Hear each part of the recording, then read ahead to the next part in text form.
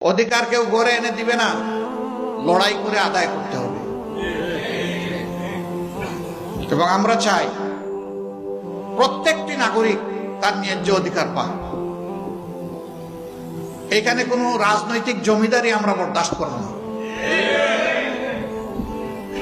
রাজনীতিবিদরা হবেন জাতির স্রেফ সেবক, এর বাইরে তাদের কোনো পরিচয় নেই। রাজনীতিবিদরা কখনো দেশের মালিকানা দাবি করতে পারবেন না।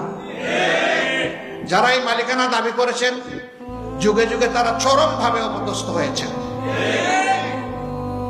যারা এই দেশের মানুষকে নিজেদের প্রজা মনে করেছেন, আল্লাহ তাদের সম্মান উঠিয়ে নিয়েছেন।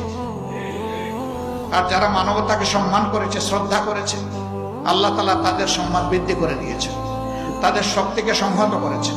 আল্লাহর সাহায্য তাদের পিছনে এসেছে। আমরা আল্লাহর সেই সাহায্যের প্রত্যাশী।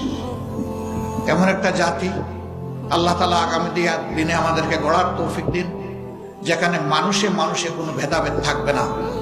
প্রত্যেকটি মানুষ তার দেশের পরিচয় দিয়ে দেশে এবং প্রবাসে, বিশ্বে সকল জায়গায় গর্ববোধ করবে।